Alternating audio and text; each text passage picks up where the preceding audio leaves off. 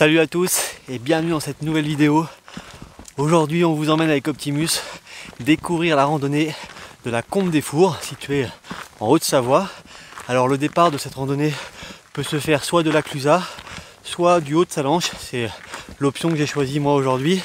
Donc il faut se garer sur le parking du Cochonnet à environ 1024 mètres d'altitude pour ensuite monter à la Combe des Fours, la Gouille des Fours. Alors c'est une rando de 16 km qui peut se faire en une journée si on est vraiment un bon marcheur. Il y a à peu près 7h30 de rando. Mais comme à mon habitude, pour profiter un maximum, eh bien, j'ai décidé de le faire sur 2 jours et donc de bivouaquer à la Gouille des Fours, puisqu'apparemment ce spot là pour le bivouac est vraiment magique. Allez, c'est parti.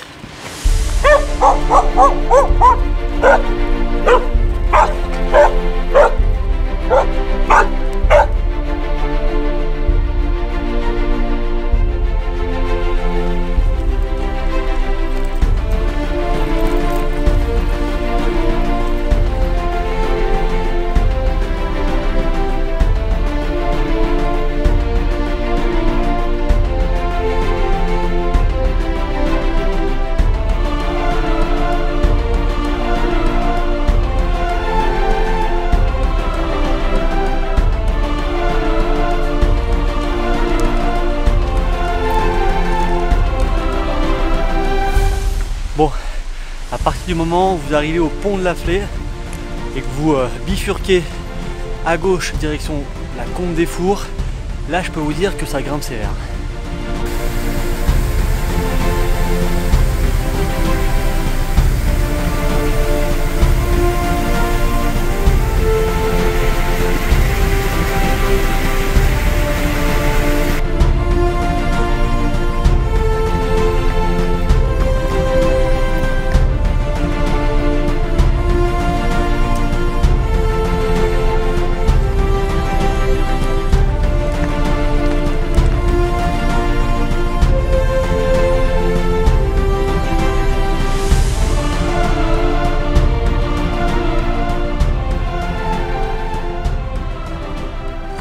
Alors ça fait un peu plus d'1 heure qu'on est parti. On est toujours sur ce chemin qui est carrossable, c'est-à-dire qu'on peut l'emprunter avec un véhicule, un 4x4, voire même une voiture. Alors, en fait il y a des chalets à droite à gauche qui sont vraiment isolés, c'est vraiment mignon. Et là on arrive un peu au pied de la falaise avec une superbe vue sur la cascade qui est vraiment magnifique. Et donc à mon avis les choses vont commencer à se corser un petit peu quand on va quitter ce chemin carrossable, même si là vu que ça monte fort, c'est quand même déjà bien physique.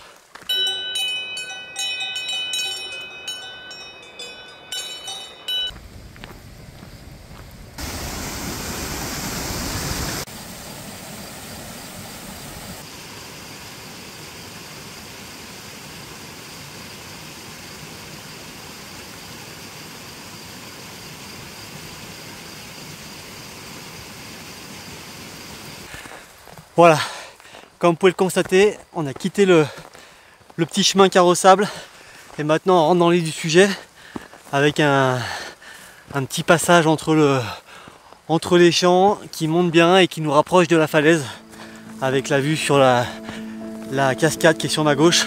C'est vraiment somptueux.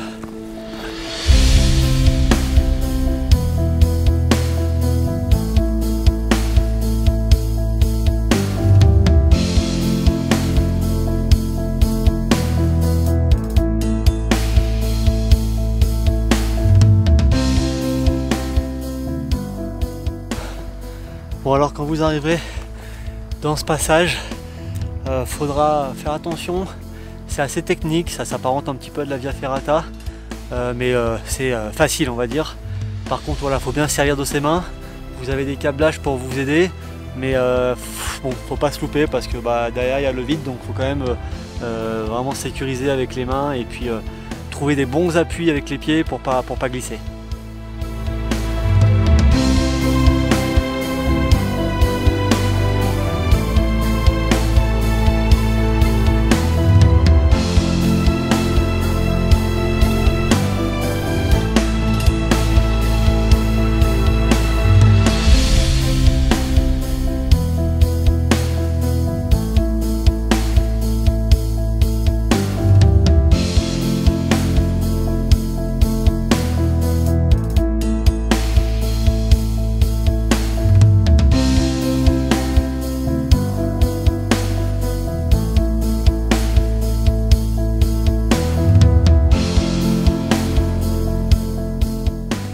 Alors quand vous serez ici, je pense que vous serez à peu près à mi-chemin. On est au pied des falaises et là la vue elle est tout simplement splendide. C'est juste magnifique, les montagnes sont superbes.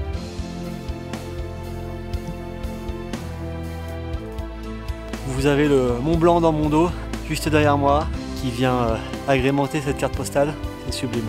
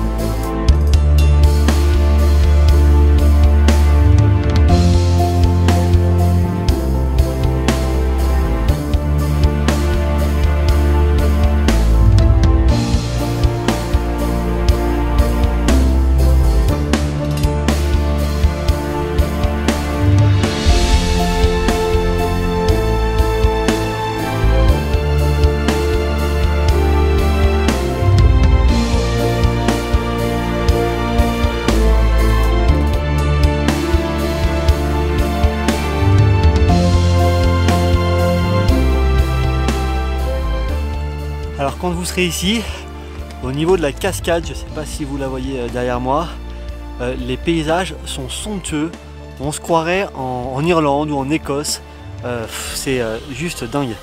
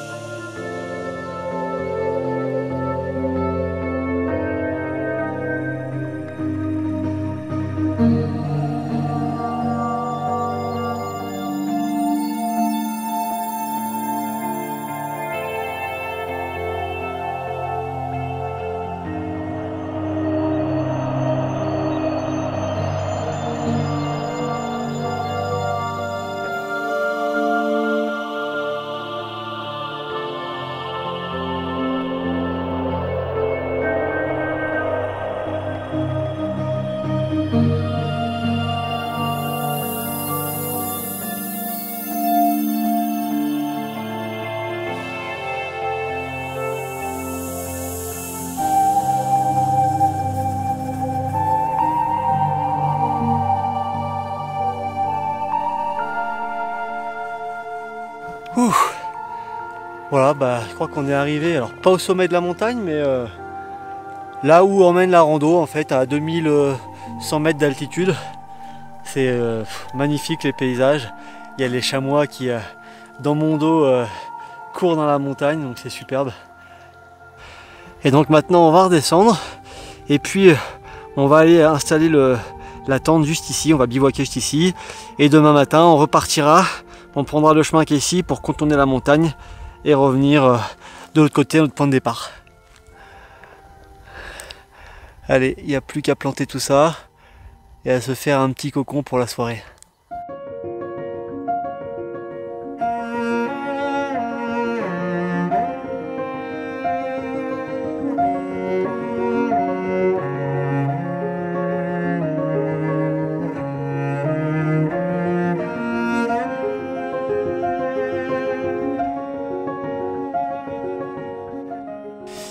Et voilà, la tente est montée, on a trouvé un joli petit spot pour bivouaquer ce soir avec le Mont Blanc en ligne de mire.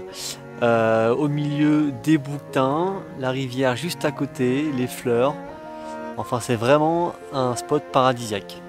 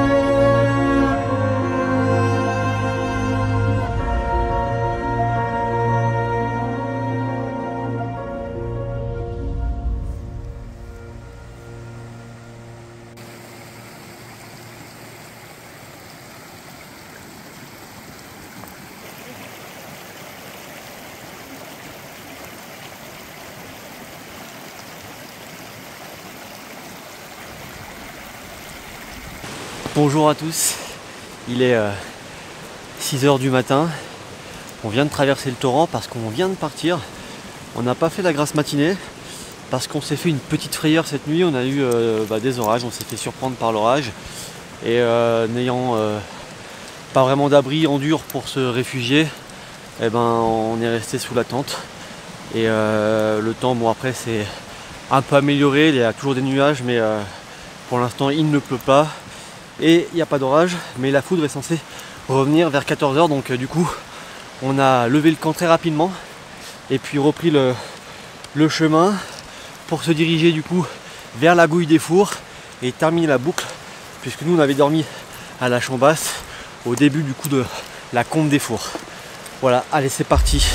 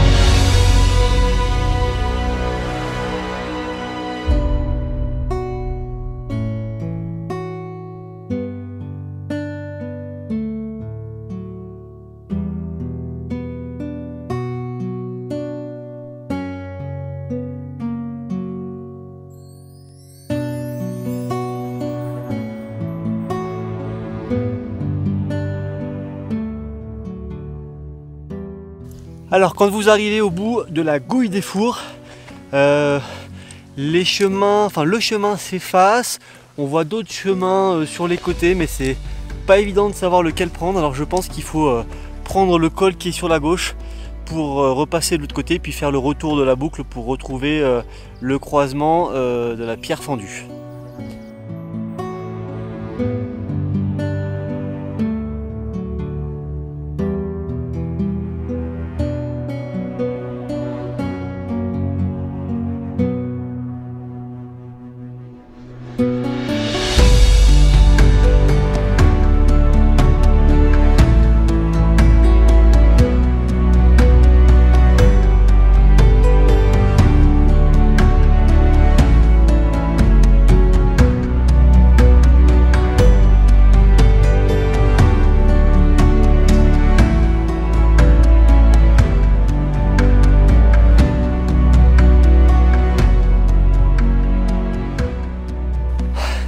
Voilà, donc c'était bien ça, fallait prendre le col sur la gauche qui est en réalité le col de la Portette à 2100 et des poussières, et juste derrière et du coup ça redescend sévère, c'est a priori la dernière difficulté, une grosse descente bien caillouteuse, bien glissante, donc là faut être prudent.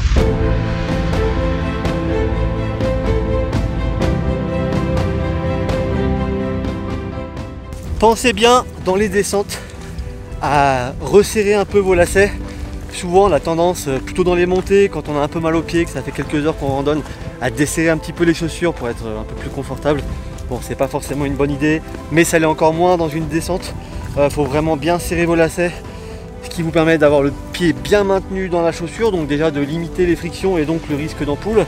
Et surtout, ça va limiter les risques de cassage de gueule, parce qu'avec des lacets bien serrés, ayant un meilleur maintien, vous avez des appuis qui seront plus précis, plus sûrs, et donc ça vous permet d'avoir un peu plus de précision et de stabilité, donc attention à ça.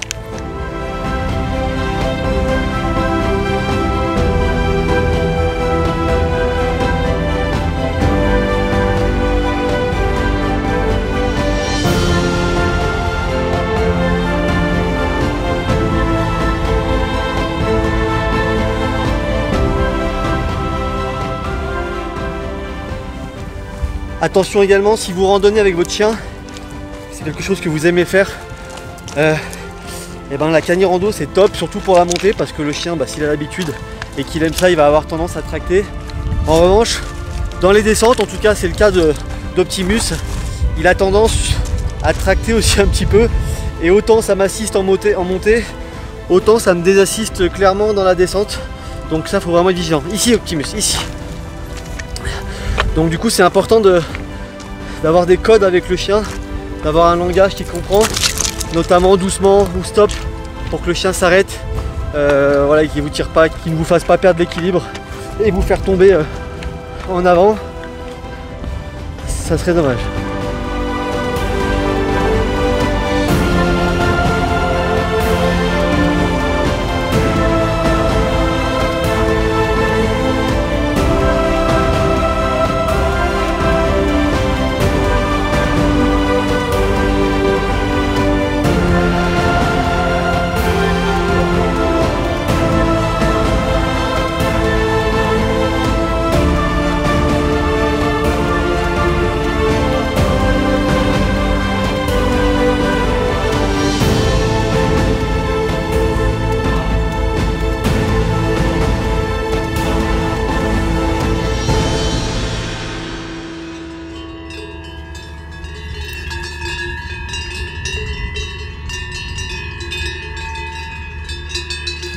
Et voilà, quand vous êtes de retour sur les chemins 4x4 au niveau des chalets, eh bien on va dire que la partie technique de la rando est terminée, même s'il reste encore un peu de chemin pour retourner à la Pierre Fendue, puis au pont de la Flé, puis au parking du Cochonnet pour reprendre la voiture. Voilà, j'espère que cette vidéo vous a plu. En ce qui me concerne, je vous dis à très vite pour de nouvelles aventures. Ciao ciao.